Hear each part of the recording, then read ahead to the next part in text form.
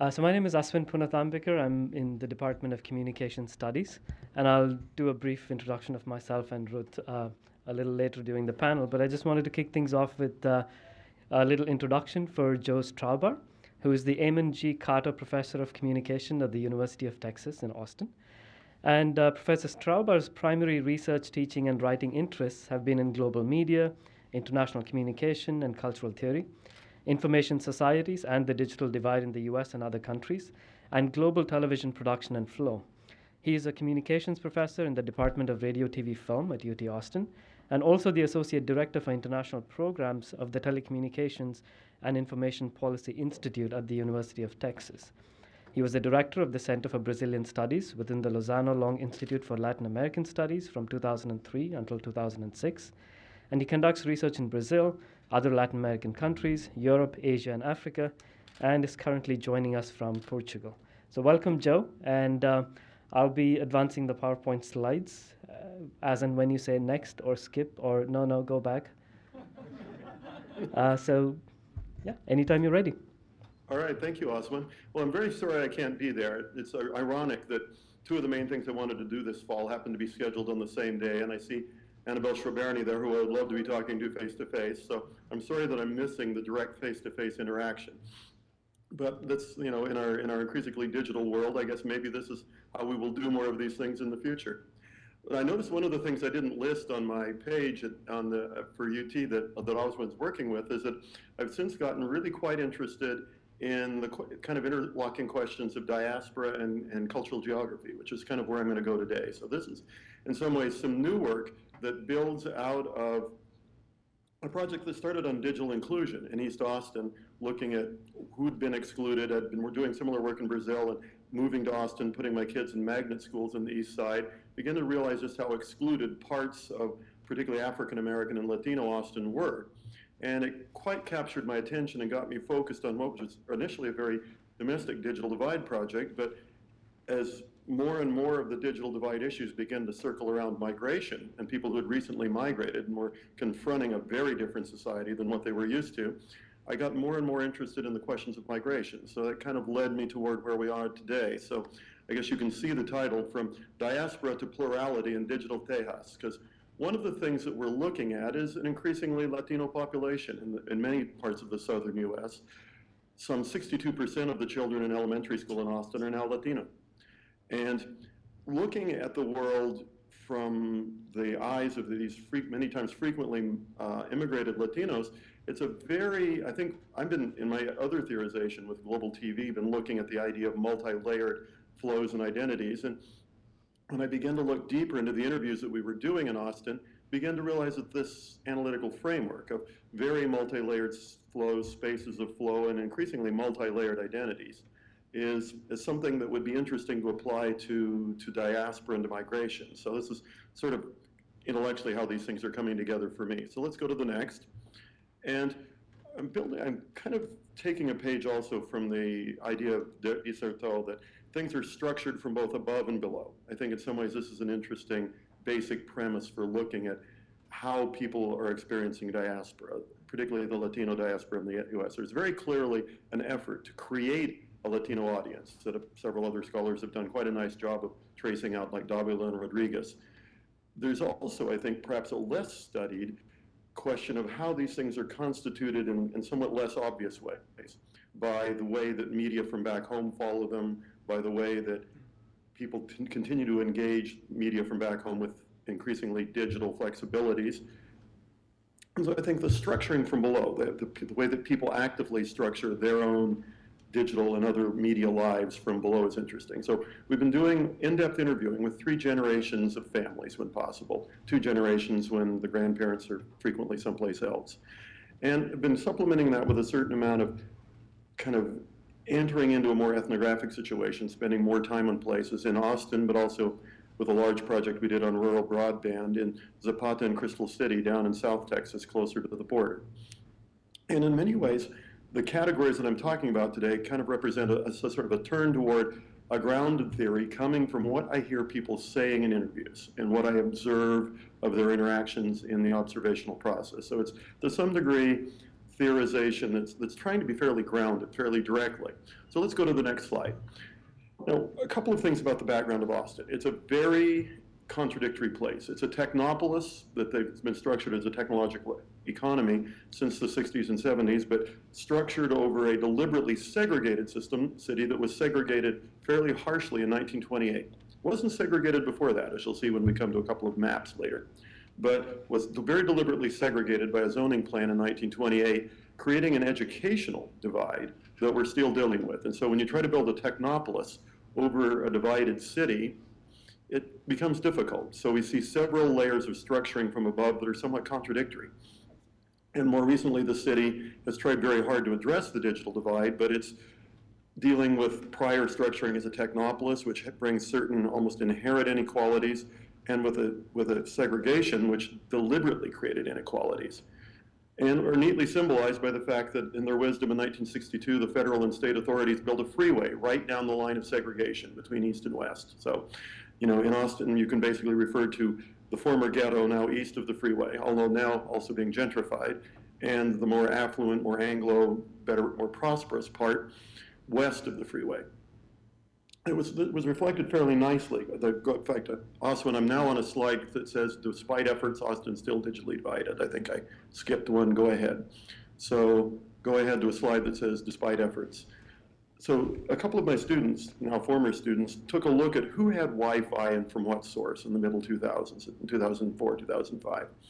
And as you can see, in West Austin, there's quite a lot of free Wi-Fi from several places. The city was working hard on promoting free Wi-Fi, but if you look at on the right, the only places that have Wi-Fi, free Wi-Fi in East Austin were public libraries. So the city itself was addressing certain things, but the commercial structure, the logic of who was affluent, who wasn't, enough to draw free Wi-Fi follows very carefully the previous lines of segregation. So let's go to the next slide. So one of the things I want to note, I'm not going to read the whole quote, but I wanted to pick up on the idea that very frequently there's a cultural geography of migration that's not only home country, host country, but very local in terms of neighborhoods, cities, and rural-urban conditions. Because when we started doing interviews more directly about this, starting in 2006, we found that many times people moved from rural area to rural area of Mexico to the United States, and their lives didn't change much. When they moved to the city, and educational and other opportunities opened up, then suddenly lives changed a lot more. So the much more detailed cultural geography becomes quite important. So let's move to the next slide. And I'm building in some ways on Stuart Hall with the idea of multi-aspected identities, and kind of more specifically, more recently on Miria Giorgio, who looks at what she calls kind of the two spaces of immigrant identity. And I wanted to sort of take that thought and take it quite a bit further, that really the spaces in which immigrants are working are very complexly multi-spatial, not just home and host, not just where we were before and where we are now, but in a lot of spaces, including virtual spaces of flow that people continue to participate in at a variety of levels, as you'll see. So take that a bit further. The Pew Charitable Trust recent poll, 2009, talked about how young Latinos are again straddling two worlds. Sandra Balro-Keach's study called Mediamorphosis in LA begins to look at how the city is structured at neighborhood levels that have very distinct immigration profiles, very distinct diasporic profiles that begin to complexify a little bit the nature of communications in Los Angeles or a place like Austin. And I think increasingly we see multiple transnational, digital or virtual, and physical spaces of flow, to borrow Castell's concept a bit, that we're tying home localities, regions, and nations to new host country localities, regions, and nations, and tying those to a variety of different layers of experience, identification, identity that aren't necessarily geographic, things like gender, ethnicity, and so forth, that I will touch on probably more lightly here than I should. But particularly looking at language groups, and increasingly seeing that we not only have home, host, and diasporic, but a lot of new things. And the diaspora itself is morphing. So for instance, a Brazilian in Brazil would be very unlikely to call himself Latin American. They tend to think of themselves as rather singular. And they don't necessarily well, it turns out the longer they've gone to college, the more likely they are to admit that they're Latin American, but your typical Brazilian doesn't express it that way. But when they come to the United States, first-generation immigrants continue to say, well, I'm Brazilian, and maybe increasingly I'm sort of American, but their children, generation 1.5 who've grown up in the US, or generation 2 who were born in the US, increasingly identify with other Latinos and see common ground, as we'll see in a minute. So I think here's where I kind of want to lay out the kind of grounded categories that I see emerging. That there's a very local cultural geography, neighborhoods, cities, suburbs, the metro area. That there's a translocal cultural geography, and this term's getting used in a lot of ways. I'm going to use it rather specifically here to talk about kind of region to region or locality to locality. Some people will also talk about, say, one country directly to another, like when somebody produces in India and broadcasts to Singapore, or vice versa. But I'm going to use it a little bit more narrowly than that, to talk about, you know, something beneath the level of the nation, or even kind of below the level of the state. Very local to local across borders. We also see a very acute sense of what I'm going to call micro-regions, Central Texas, which is increasingly Latino, South Texas, which is almost all Latino, Northern Mexico, which feels very close in many ways to both of those regions. State to state, the relationship of Texas to Nuevo León in Mexico. And kind of further complicating both of those ideas, the idea that many people have that what they really exist in is a transnational border region in which Austin, somewhat jokingly, is called the northern border of the northern border of Mexico, and Monterrey is seen in some ways as the southern border of the United States. That there's a zone of interaction that people feel a perfectly normal flow within, to some degree limited by things like a border fence, which most Texans quite firmly oppose for this very reason. That they think that there's a natural flux, and if you fortify the border, you'll more likely trap people here who want to be part of the flux, will come and go. As well as increasingly people feel somewhat trapped and somewhat constrained by the extreme violence along the border created by drug wars in northern Mexico.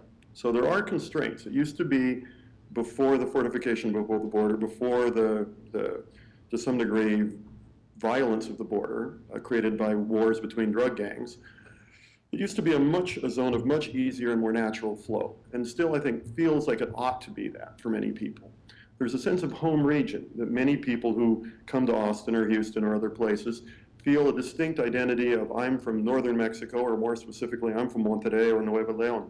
And so there's a singularity to state identity, which I first started thinking about when I heard an ethnography 10 years ago by a young Latino who'd gone to El Paso to study what he thought was going to be border culture, and found instead a very distinct sense of awareness of exactly what state in Mexico people were from, exactly how long they'd been in the United States, exactly which languages and dialects they spoke, and so not really a single border zone, but a very complex one with highly developed awarenesses of exactly where people are from and exactly how long they've been here.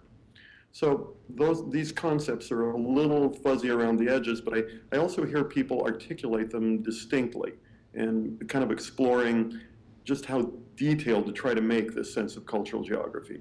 There's clearly a sense which diaspora theory has always talked about, of the link back to the home nation, the ambivalent link to the current host nation.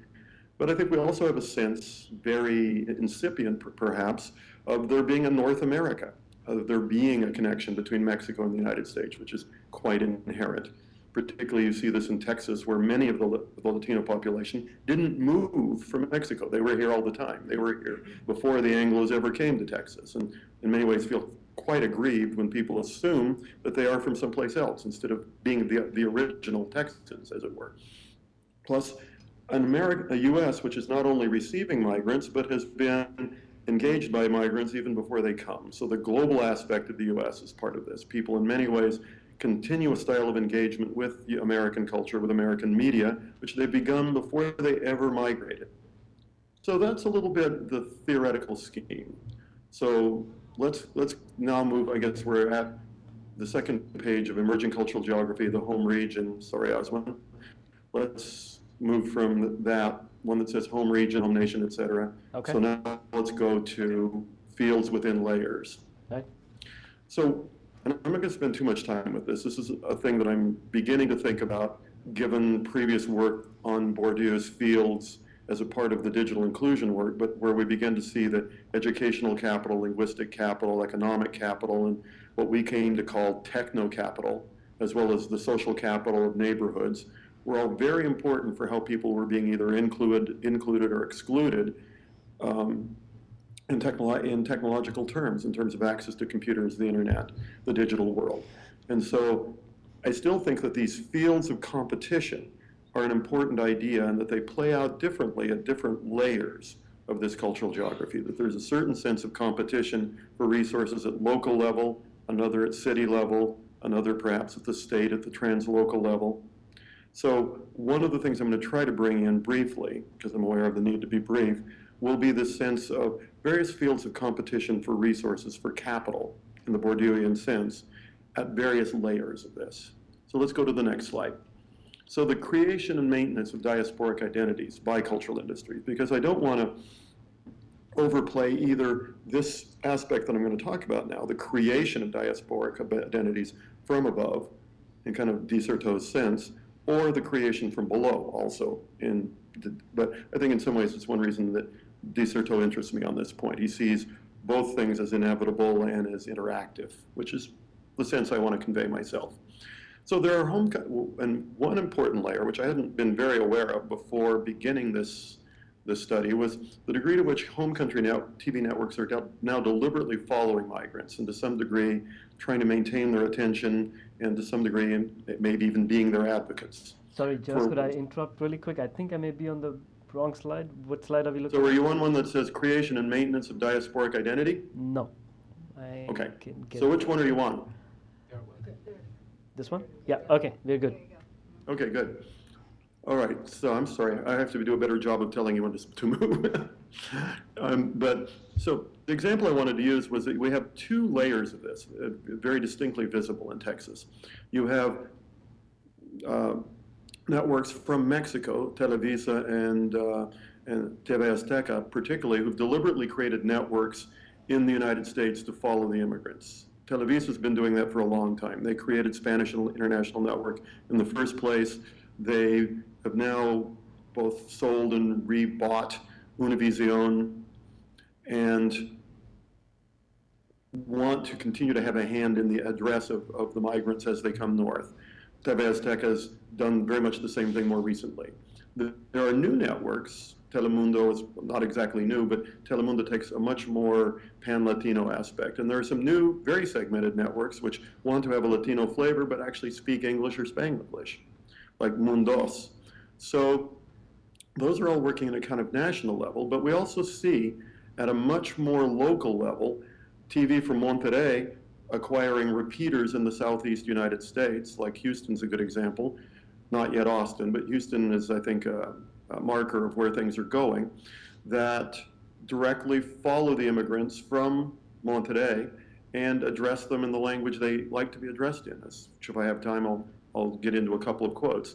Plus, there are some dominant networks which are now beginning to subtly address Latinos with imagery and casting in ways that they think are being clever, like Disney, which try to address Latinos in a way that non-Latinos don't necessarily notice, like having a Latina wizard or a Latina princess.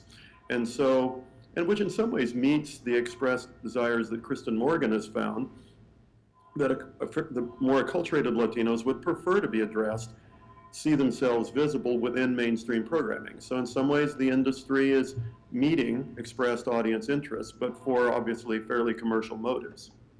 Okay, let's go to the next slide, which kind of has the same title, but says creation and maintenance of diasporic identity by social networks and families. So to some degree, this looks at it from these pan-Latino networks that are growing up in the United States, TV, radio, and other things, but also at a more grassroots, more structuring from below aspect, interpersonal and familial networks, which continue to be strong, bridged by cell phones, bridged by social networking programs, where people bond with dispersed family that they've already got intense ties with, and bridge in this sort of double sense of what social networks tend to do, both bonding and bridging social capital, bridging friends, coworkers, common interests that they develop in the United States, or that they actually continue to develop online with home regions and home nations.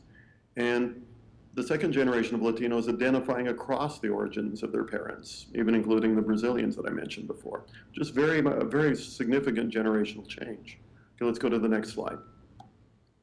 So generation of immigration matters a great deal. Whether you're the first generation that tends to maintain a very strong identity and language link back to your home, or the second generation, or generation 1.5, who've come as very small children to the US but grown up in the US.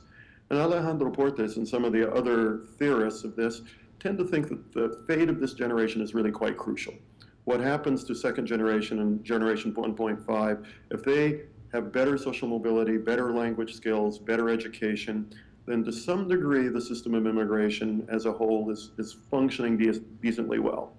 And he's noted in some recent publications and talks that in some ways the US may be in danger of breaking a system that works, what with the increasing vehemence of anti-immigrant discourse across the United States, particularly in places like Arizona, which the Texas Republican Party, for instance, is refusing to go into in its aggregate anyway. And there's a very complex discourse about in the US among conservatives and others about whether to be anti-immigrant in a reflexive way or not, because as Portes would argue, the system is actually quite successful in pulling Latino immigrants in, and he's afraid that this violent anti-immigration discourse will break a system that's in many ways decently functional.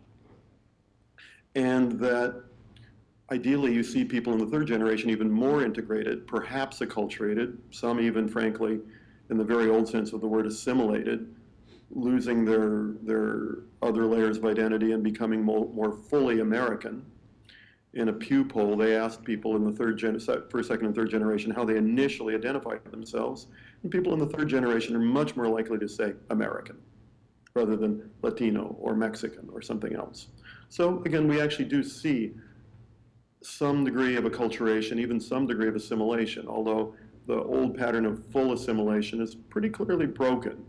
And one of the reasons I'm arguing for this articulation of multiple layers of identity is I think in some ways this is where we're headed, beyond binationality, Mexican-American, toward a really multiple system of how we think about ourselves.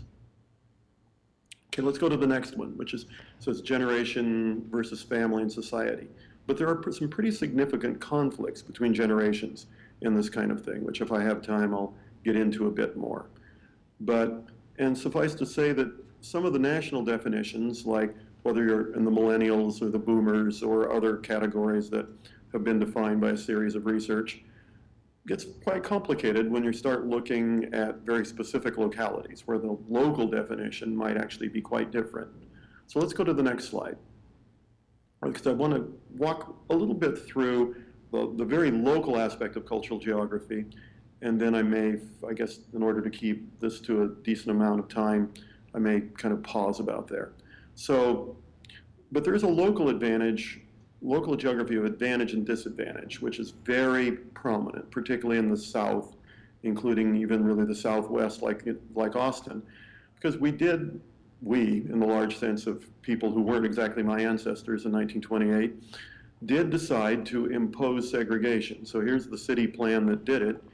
And I wanted to show you a couple of maps. So let's go to the next slide. So here's where black households were in 1910.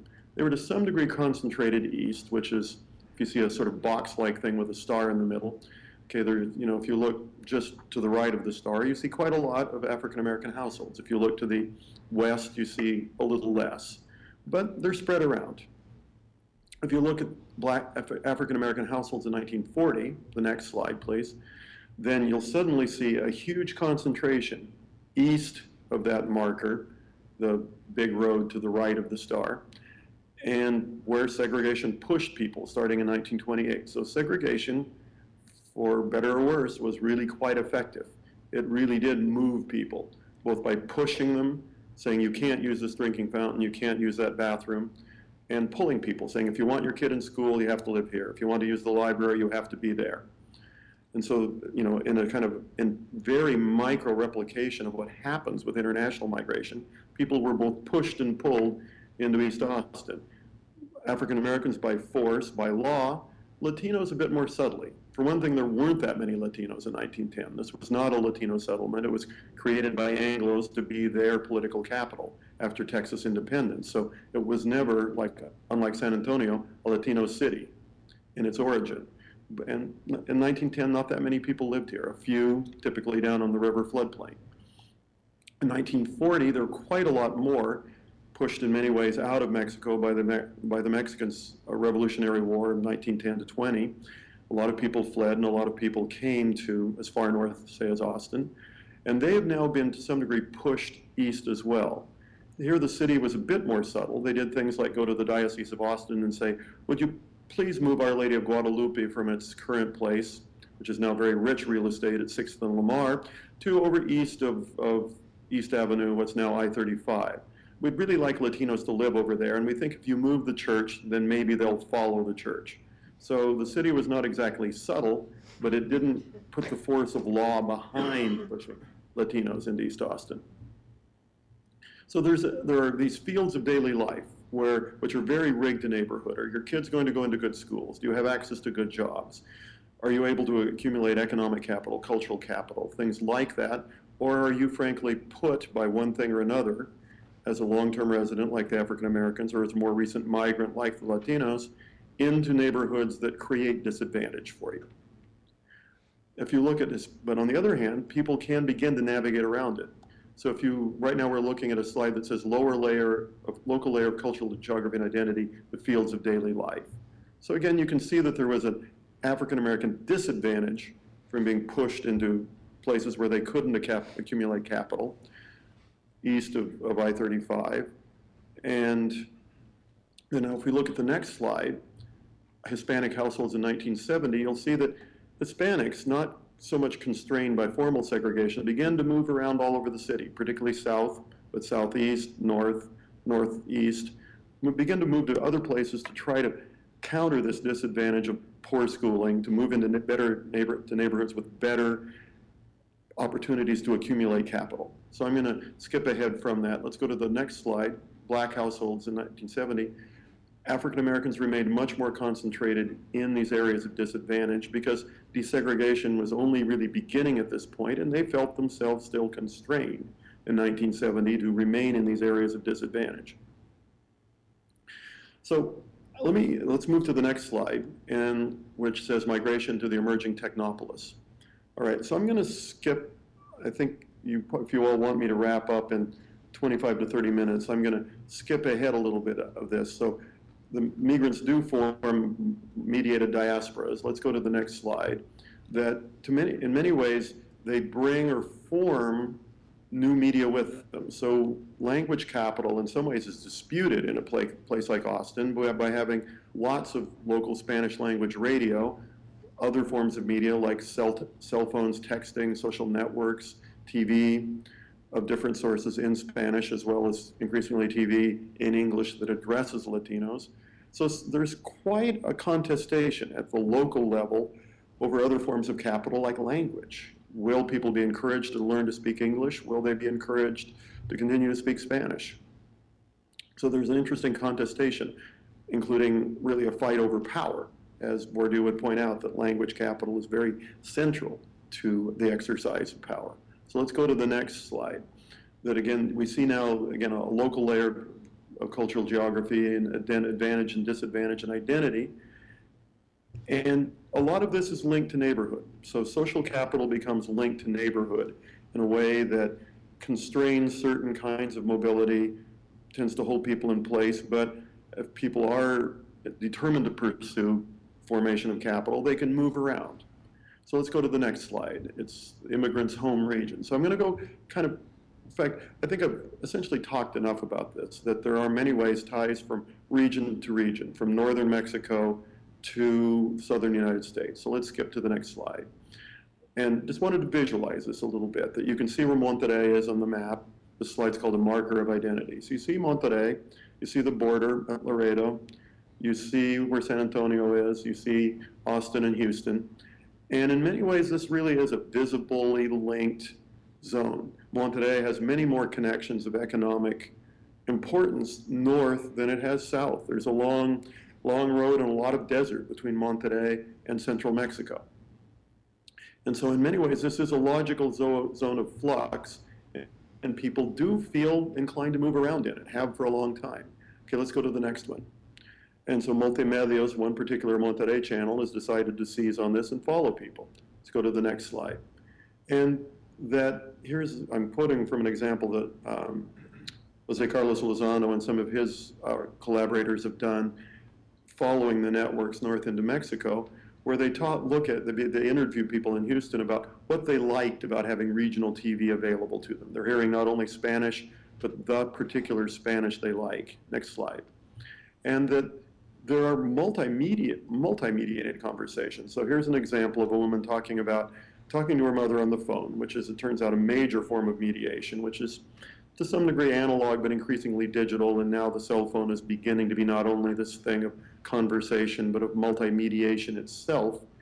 And people talk on the phone as they watch TV. In another example I won't be able to spend time with, a mother in Monterrey calls her son in Houston to say, hey, turn on the TV and get the grandsons in front of the TV. I want them to watch this because I then want to be able to talk to them about it. So family ties, family networks are maintained both by what seems like in some ways traditional TV, which is still broadcast, although it's also increasingly available digital, maintained by what had been traditional means of communication like the telephone, which is now much cheaper in its digital portable form, and permits a very close articulation of family ties, so that in some ways, even though people leave a place, move to another place, they use a lot of different layers of media to remain in very close touch. Okay, I'm going to just quickly, the next slide is, the one we're on now says social multi-mediated conversation. Yes. And then, so then I'm going to move to the next one, Home which nation. is home nation. Yeah. And I don't really want to make one comment on this before moving on, that in many ways, given how regionally diverse Mexico is, there's an irony that many people move from various distinct regions of Mexico with distinct dialects and accents to the United States, where they find themselves with a common Mexican identity, with commonalities in terms of people who they might have thought rather strange before when they lived in different parts of Mexico. And people are using a variety of media to make that discovery, but they're also, we see a mediation of the media by personal contact in the way that Jesus Martin Barbero talked about it, that there are a lot of interpersonal networks which permit people to mediate media content in a way, so that now people are being addressed not only by pan-Mexican networks like Univision or Azteca, they're also meeting people from other parts of Mexico and mediating that with their own personal experience.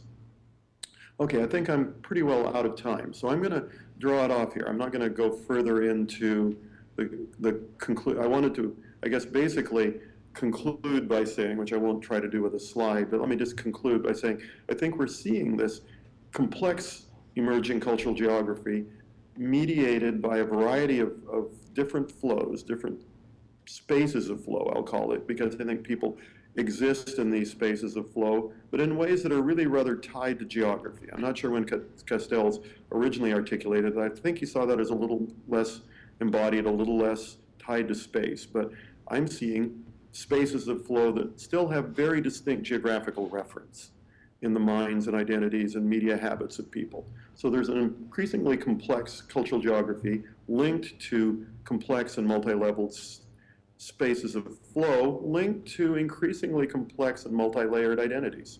So let me draw it off there, and I thank you very much for your attention, particularly in this peculiar way, I guess, although appropriate to the subject of the conference, of being digitally mediated this way. So thank you very much. Thank you.